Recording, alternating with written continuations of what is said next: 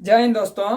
आज हम लोग बात करेंगे जो हमारे महान शिक्षागण सभी लोग चालू किए हैं बेरोजगारी युवा आंदोलन 1 सितंबर 2020 को, जबकि कल ही चालू हो चुके हैं 31 अगस्त को। हम उन शिक्षकों, हमारे आदर्श शिक्षकों को हम बहुत बहुत धन्यवाद देना चाहते हैं कि हम लोग बेरोजगार के खिलाफ कुछ आवाज उठाएं। देखिए, हम ये आवाज जो बहुत पहले से उठाने की कोशिश कर रहे थे, लेकिन हमारे सब्सक्राइबर नहीं थे, हम किसी भी ऑनलाइन के थ्रू हम स्टार्ट नहीं कर पा रहे थे। इसीलिए आज हमारे जो शिक्षकगण स्टार्ट किए, हम उनको बहुत बहुत धन्यवाद देना चाहेंगे। हमारे शिक्षक सिर्फ पढ़ाते ही नहीं हैं, हम लोग के ऊपर, हमारे करियर के ऊपर ध्यान भी देते हैं। तो देखिए, हम थोड़ा सा कुछ बातों बोलना चाहेंगे सरकार से। जैसे कि देखिए, चुनाव आयोग है, हम लोग की तरफ चुनाव आयोग है, बीसीसीआई है, और भी जितना सब एग्जाम कंडक्ट कराता है, जो भी एग्जाम लेता है, या फिर जितना भी विभाग है। जैसे बीसीसीआई का देखिए, क्रिकेट खिलवाना उसका काम है, तो क्रिकेट खिलवा रहा है। देखिए, सब कुछ राइट टाइम, जितना भी काम करवाना है तो राइट टाइम करवाता था। मान लेते हैं कोरोना चल रहा है, कोरोना पेंडेमिक चल रहा है, तो कोरोना पेंडेमिक देखिए बीसीसीआई का अलग जोन है, वो अपना काम कर रहा है कि हम मैच खिलवाएंगे ही खिलवाएंगे जैसे भी हो। तो देखिए, अपना कोशिश 100% लगाया हुआ है। वो भारत में दिक्कत चल रहा है तो यूएई ले गया, वहां पर खेल हो रहा, तो उनका जो काम है वो कर रहा है कि नहीं, 100% कर ही रहा। और नहीं हुआ तो 19 सितंबर। और देखिए, चुनाव आयोग का काम है, देखिए कितनों भी कोरोना पेंडेमिक है, यहाँ पर भी चुनाव आयोग देखिए सब कुछ करा रहा, हर चीज का राइट टाइम है। आचार संहिता लगेगा, कुछ भी होगा, सब कुछ राइट टाइम होता। और जो भी चीज, जैसे जेई देखिए राइट टाइम ले रहा है एग्जाम।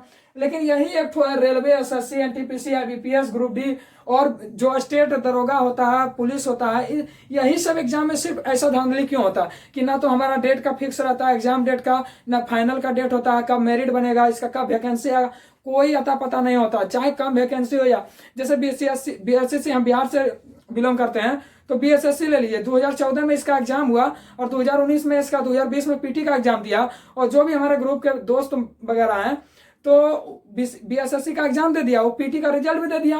वो पहले 5 साल से आशा लगा हुआ था, हम एग्जाम दिए तो रिजल्ट होगा ही होगा, तो आशा लगाए थे। पीटी का रिजल्ट हुआ, एक बार रिजल्ट कैंसिल हुआ, फिर से रिजल्ट हुआ, तो उसका रिजल्ट हो गया मेरा दोस्त का, और रिजल्ट हो गया। अब वो ना घर से बाहर जा सकता है कमाने, ना घर में आराम से, उसका वैकेंसी का कोई पता ही नहीं है कब लेगा नहीं लेगा। तो देखिए, थोड़ा सा हम बात करना चाहेंगे। जैसे कि देखिए, अप्रैल 2019 में चुनाव हुआ लोकसभा का, 7 चरणों में चुनाव हुआ, 7 चरणों में चुनाव हुआ, 55 करोड़ वोट दिया गया। और यहाँ देखिए, और 1 लाख वोटिंग सेंटर बनाया गया। और थोड़ा सा रेलवे देखिए, सिर्फ 1 महीना पहले रेलवे ने जॉब दिया था, जो इसका वैकेंसी आया था। देखिए, रेलवे में 2.5 करोड़ सिर्फ वैकेंसी, 2.5 करोड़ लड़का ने फॉर्म अप्लाई किया था, जिसमें रेलवे 2.5 करोड़ टोटल, एनटीपीसी में 1.5 करोड़ किया था, और ग्रुप डी में 1.26 करोड़ किया था।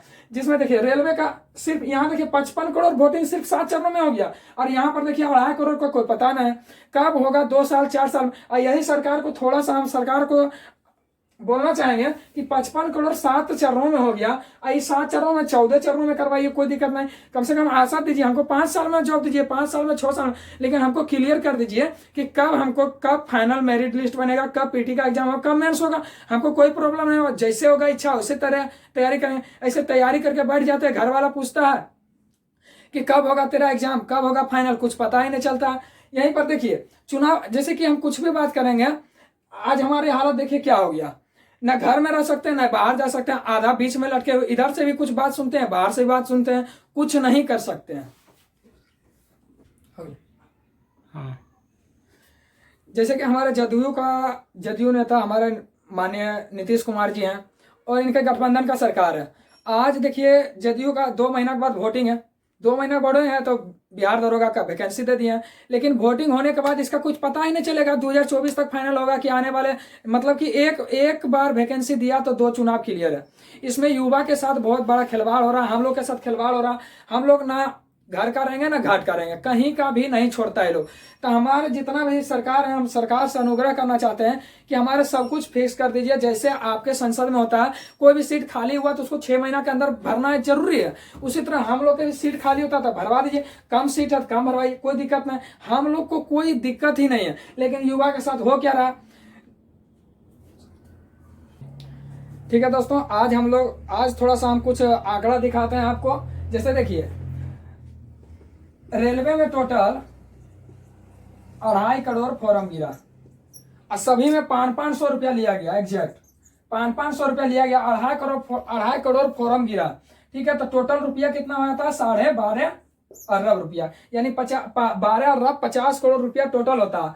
अगर हम लोग देखिए गांव में भी अगर 500 रुपया अगर किसी को देना रहता है ब्याज के दर पर देते हैं, तो मिनिमम 5 रुपया सैकड़ा पर देते हैं, पर मंथ देते हैं, पर मंथ देते हैं। लेकिन बड़ा ब्याज है, अगर इसको मान लेते हैं थोड़ा सा सरकार इन पैसों का ठीक है 12.5 अरब हुआ। अब देखिए हम लोग गांव में भी देते हैं तो 500 रुपये से 500 रुपये में 5 रुपये सैकड़ा पर देते हैं पर मंथ। पर मंथ अगर इस पर ब्याज अगर निकालेंगे तो पर मंथ देते हैं ब्याज। अगर ये बड़ा रकम हम लोग छोटा रकम गांव में भी देते हैं तो 5 रुपये देते हैं, यहाँ पर मान लेते हैं 3 रुपये देते हैं, 3 रुपये से कम कहीं नहीं देता, 3 रुपये देता है पर मंथ। तो 12 महीना में 12 या 36% होता। अब मान लेते हैं 2 साल से वैकेंसी लटका हुआ, अभी कितना लटकेगा इसका कोई गारंटी नहीं है। तो 2 साल का मान लेते हैं, तो देखिए पर मंथ 3 रुपया लेते हैं तो 12 गुना 2 3%, अब 12 महीना और 2 बरस के लिए तो कितना हो जाए 72%। 72% होगा। अगर 12.5 अरब का 72% निकालेंगे तो 9 अरब रुपया होता है, 9 अरब रुपया होता। यानी कि सरकार जो हम ही लोग का पैसा लेके हम लोग के ऊपर ही अत्याचार करते हैं। कोई दिक्कत नहीं, इसमें कोई गुंजाइश ही नहीं, लड़कों के ऊपर खिलवाड़ कर रहा। जैसे कि सरकार, हम कल मन की बात कर रहे थे तो हम सुने भी थे और बहुत अच्छी तरह से सुने थे, और लाइक से ज्यादा डिसलाइक हम भी डिसलाइक किए थे, क्योंकि हमको सरकार हमारे जो इच्छा के मन की बात करते ही नहीं, सिर्फ अपने मन की इच्छा की बात करते हैं, और जो भी होता है बस वैसे ही बात करते हैं। तो कल हम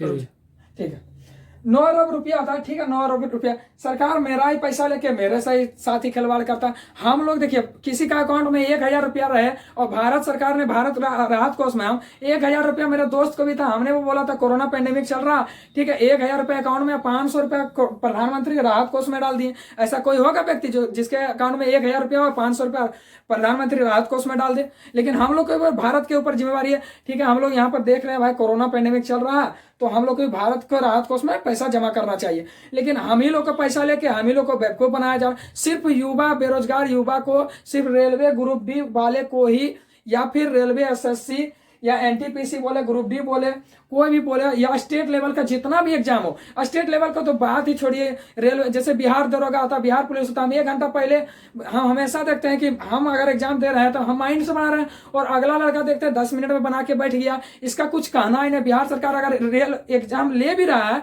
तो उसका कोई वैल्यू नहीं है हमारे सामने, क्योंकि हम दिमाग से दे रहे हैं, वो 10 मिनट में बैठ के दे रहा है। सरकार से मेरा नम्र निवेदन है कि भ्रष्टाचार के खिलाफ थोड़ा सा ध्यान दे और हम लोग के ऊपर भी पूरा ध्यान दे, वरना हम युवा संघ जिस तरह से मुहिम छेड़े हैं इसको अंत तक ले जाएंगे। जब तक ध्यान नहीं देंगे तब तक हम सरकार से आंदोलन करते ही रहेंगे, ठीक है। और देखिए थोड़ा सा और हम कुछ बोलना चाहेंगे। देखिए यहाँ पर जो है नम्र निवेदन है कि मन की बात आपने श्री माननीय प्रधानमंत्री जी आपने बहुत कर लिया, सिर्फ युवा वर्ग के लिए थोड़ा सा ध्यान दीजिए, हम लोग बिल्कुल खुश हो जाएंगे और कोई दिक्कत नहीं है। रहा बात प्राइवेटेशन का, सरकार से निवेदन है कि रेलवे को ही प्राइवेटेशन क्यों किया जा रहा है बार बार? रेलवे क्यों प्राइवेटेशन करना है? तो रक्षा विभाग को कीजिए, अंतरिक्ष विभाग को कीजिए, संसद भवन को कीजिए। रक्षा विभाग को प्राइवेटेशन कीजिएगा तो भारत को और ज्यादा फायदा, रेलवे में क्या फायदा? रेलवे में तो कुछ नहीं फायदा होता है। प्राइवेटेशन रक्षा विभाग में होगा। हम जो दूसरे देश में राफेल खरीदने आता है फ्रांस, हमारे देश का जो वैज्ञानिक है इतना मजबूत है कि वो इससे बहुत ज्यादा मॉडिफाई से बना सकते हैं, लेकिन सरकार उन पे ध्यान नहीं। सिर्फ रेलवे इनमें हम लोग को जॉब मिलता है तो बस रेलवे को प्राइवेटेशन करना है। पता नहीं इससे क्या हो, सरकार क्या सोच करके पता नहीं चलता। रहा बात हम उन शिक्षकों को निवेदन बहुत आदरणीय धन्यवाद देना चाहते हैं कि हमारे लिए मुहिम जो है छेड़े हैं, और हम उन शिक्षकों को भली भांति साथ देंगे। वो 24 घंटा जैसे बोलेंगे वैसे करेंगे, लेकिन हम हमारे लिए वो लड़ें। धन्यवाद करना चाहूंगा कि हल्ला बोल जागो युवा जागो, आज नहीं तो कभी नहीं। हल्ला बोल जागो युवा जागो।